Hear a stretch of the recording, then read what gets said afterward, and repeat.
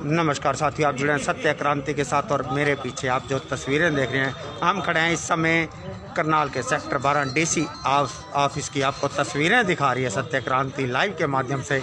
और आपको बताना चाहेंगे, माता जीजाबाई ट्रस्ट सेवा दल के सदस्य आज निकिता कांड, जिसकी चर्चा आज हर तरफ पूरे देश गली चौराहे हर जगह इसी की आवाज़ उठ रही है कि निकिता को इंसाफ दो। तो हमारे साथ जुड़े हैं माता जीजाबाई ट्रस्ट के पदाधिकारी। हम इनसे जानना चाहेंगे आज यह 12 सेक्टर कैसे पहुंचे और इन्होंने ज्ञापन किसको दिया, क्या मांग, उसमें इनकी मुख्य मांग क्या थी। आज हम सभी जीजा माता सेवा न्यास की सभी बहनें निकिता के केस में, निकिता जो हमारी भारत की बेटी थी, उसकी जैसे निश्चय हत्या हुई है, उसको देख के सभी हम निशब्द हैं, स्तब्ध रह गए हैं। यह देख के कि आज ऐसा भयावह वातावरण समाज के अंदर उत्पन्न हो गया, हमारी बेटियों की निशंस हत्याएं हो रही हैं, इतना भय का माहौल, हमारी बच्चियां आज सुरक्षित नहीं है, जबकि महिला जो है वो राष्ट्र का आधार है।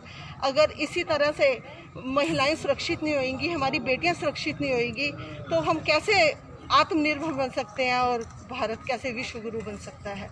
तो इसी संज्ञान को देने के लिए हमने ज्ञापन आज जो है उपायुक्त निशांत यादव जी, उनको ज्ञापन हमने सभी बहनों ने दिए हैं कि कड़े से कड़े कानून बनाए जाएं, ताकि इस तरह की जो हत्याएं हो रही हैं, हमारी बेटियां जो हैं घर से बाहर नहीं निकल पा रही, इस वातावरण को दूर किया जाए।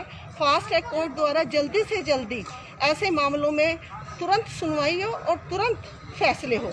सीबीआई द्वारा ऐसे केसेस की जांच होनी चाहिए, ताकि ये जो आपराधिक मामले हैं ये जल्द से जल्द जो है समाप्त हो और समाज के अंदर आपसी सद्भावना और एकता से सभी आगे बढ़े। जैसा कि कहीं ना कहीं अपराधियों को राजनीतिक संरक्षण भी मिलता है, उसी के कारण लेट लतीफ़ी, आपकी क्या मांग रही? कोई दलील नहीं, कोई अपील नहीं, जैसा कि साक्ष्य सबूत सब कुछ हैं, तो उसके बावजूद भी ढिलाई क्यों? देखिए, आज जागरूकता की आवश्यकता है। हम आज समाज में, सरकार तो अपना काम कर ही रही है और हमने इस बात की मांग भी करी है कि कड़े से कड़े कानून बनाए जाए, और डीसी साहब ने हमें आश्वासन भी दिया है कि ऐसे कानून जल्द ही बनेंगे ताकि सभी बेटियां सुरक्षित हो।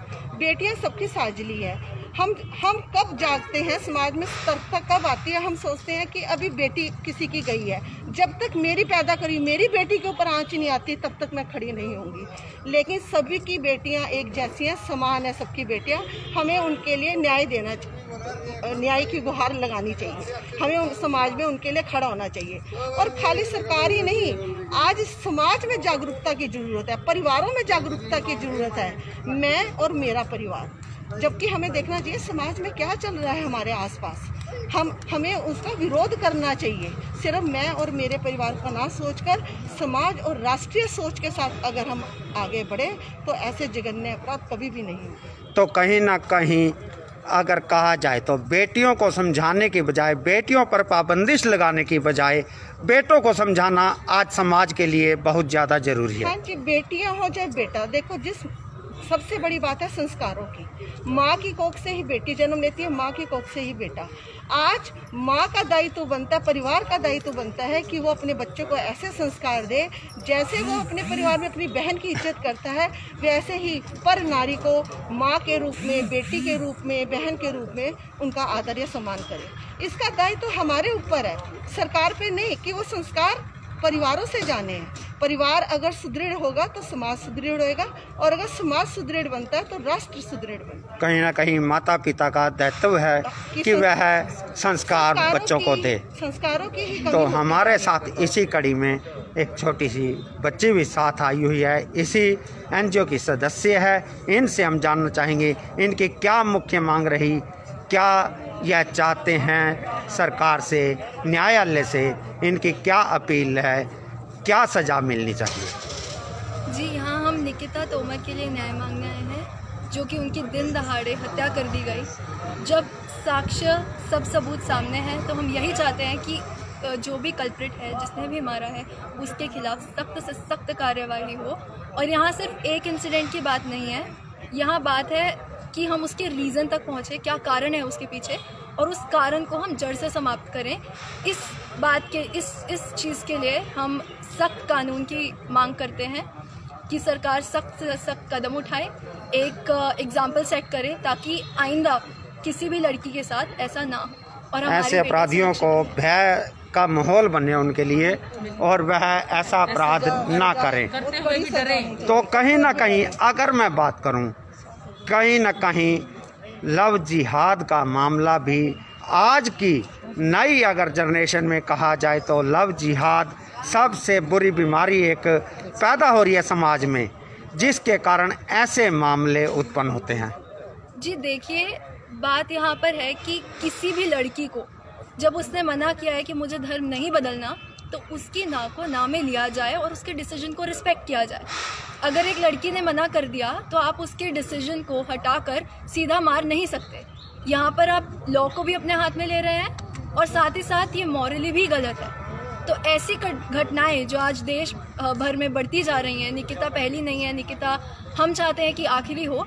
इसीलिए हम यहाँ पर आए हैं कि सरकार इस मुद्दे पर ध्यान दे और जितनी भी जितनी बच्चियाँ हैं, मेरी उम्र की बच्चियाँ हैं, उन सब में जागरूकता फैले और किसी भी लड़की के साथ ऐसा ना हो। तो आप लव जिहाद को लेकर अपने हम उम्र युवा साथियों को क्या संदेश देना चाहेंगे?